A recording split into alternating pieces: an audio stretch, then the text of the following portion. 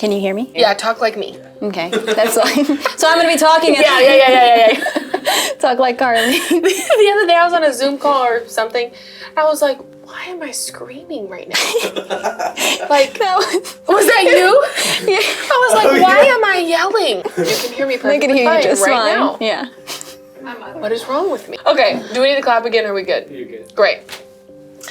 Dahlia. Hi. Welcome to my couch. I'm happy to be here. I'm so glad you're here. So for those of you that have not met Dahlia before, she, first of all, is an 8 on the Enneagram, which I feel like sometimes is unassuming if like you don't know Dahlia well, because she's friendly and meets everyone, and typically 8s have like this like attitude where it's like they're dominating. But let me tell you, when she's working on something, homegirl dominates. She gets stuff done. It's been a learned trait to just kind of like step back and just sort of let everything, take your hands off, just not to control everything. But it's okay, because sometimes we need you to do that. We need you to Thank like you. step I up need to and hear make that. happen. Absolutely.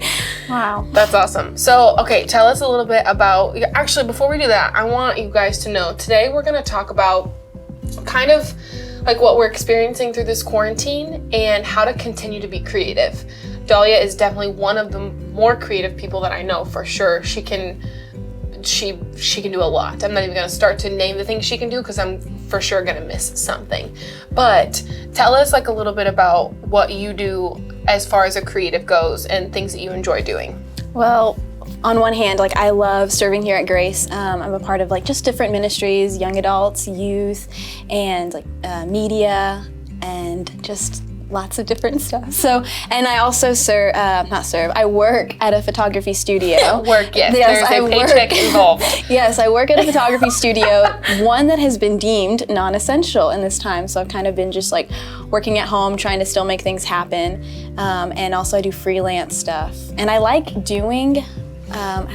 going out, eating new foods and meeting new people. So that's been really hard to do in a time where we can't do that. So what have you been doing at home as far as like kind of like learning how to be creative in a season like this where you enjoy going to restaurants and photo shoots and being with people, and all of those things are not allowed right now? They've been canceled. Yeah, that one's been they've been just canceled. Just done. Just done. I think that's been like probably one of the hardest things, is that I'm always like, if I'm not at home, like I'm at so many different events and I'm with so many different people, and I'm just like taking in all that energy. I'm like a proclaimed extrovert. So taking in all that energy from all the places that I go to and the new people that I get to meet, I haven't been able to do that. And so it's been really difficult just kind of like letting myself be at home and like letting silence be okay, and just getting to learn more about myself, learn more about, you know, I never thought that when I said I'm going to be getting closer to God, it wouldn't, like this year, that it wouldn't be in church on a Sunday with my people and with my friends. I didn't think that I'd be just like sitting in my room, like, and just letting that be, me being content and okay with that. And so one thing that I've definitely learned is like that contentment and that being comfortable in your own skin. It doesn't have to breed complacency. It releases creativity. Whew. And so that's what I've been like learning. It doesn't have to breed complacency. Yes. But it does what? It releases creativity. Releases creativity. So yeah, just being like innovative. Like, my God, if y'all don't start taking notes, holy okay, so like that came to you in your room. I've been in my room for too long. In your room. I'm not this much of a thinker. There's anointing in your room. You need to all just like walk past and touch her door. Be like, could you add some to this? Yeah, that's amazing.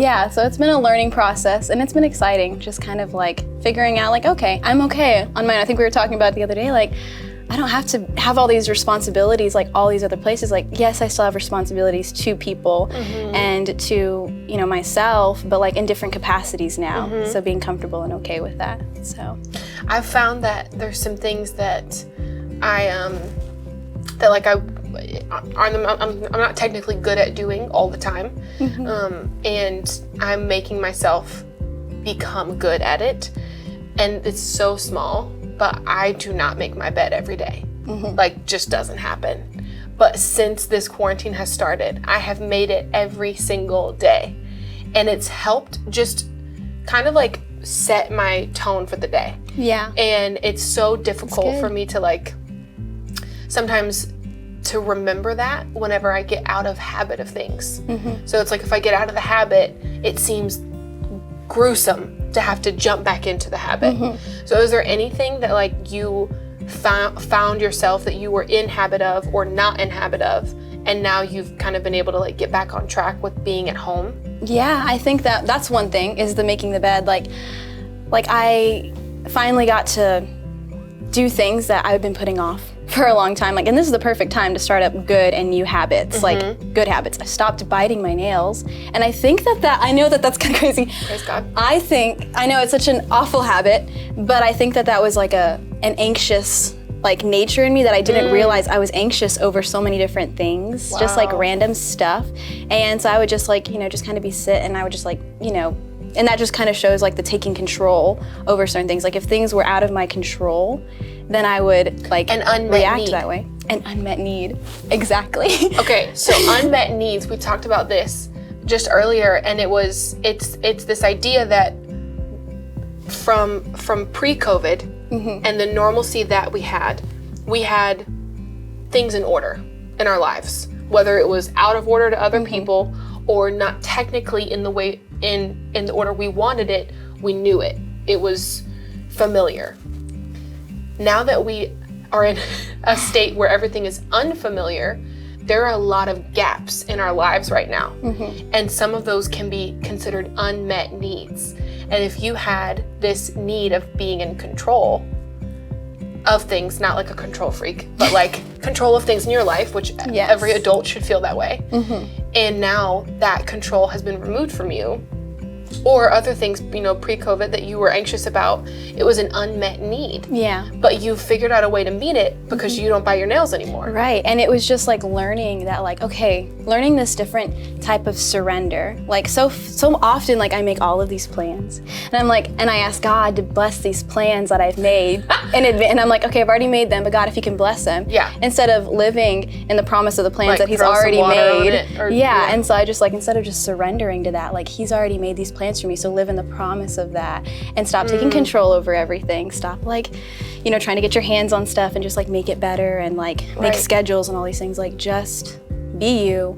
Don't have this like identity crisis where you have to be so many different people. I think I was telling you the other day, like, so many different places. I'm like not just a daughter, or I'm not just a sister, I'm not just a friend, I'm like a leader, I'm like this. And so it's like all these titles, but at the end of the day, like who are you and how are you going to let that, stop competing with other people to do something that's not for you, like discover what's actually yours and create from that. And it doesn't have to look like painting or photography or singing or things that are like the general, like innovative, talents and creativity. It can look like anything. It can look like making a playlist that's unique to yourself, like, or baking. A lot of people have been baking, so doing stuff that creates in just different ways, because if we serve a God who created us, then like we are meant to create. Absolutely.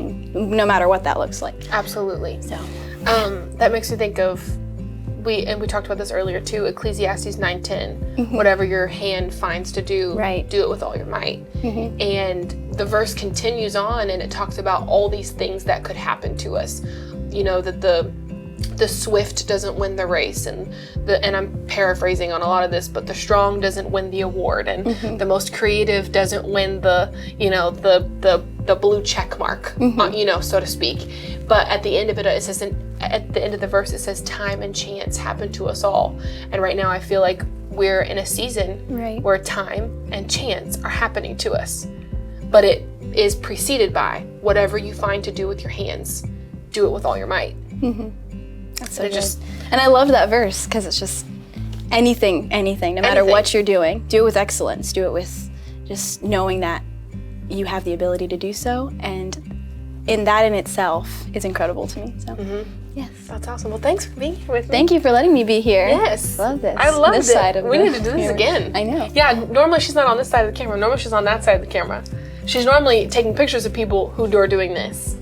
So this has been fun. Thank you. How you like it? I like it. The stardom? This is different. This is very different. The lights and everything. I was like, what do I look at? Well, you did a fabulous job. Thanks for being here. Thanks for sharing with us some of your creativity and kind of how you've come about getting to where you're are, and then trying to, you know, figure out where to go from here. So love you. Love you.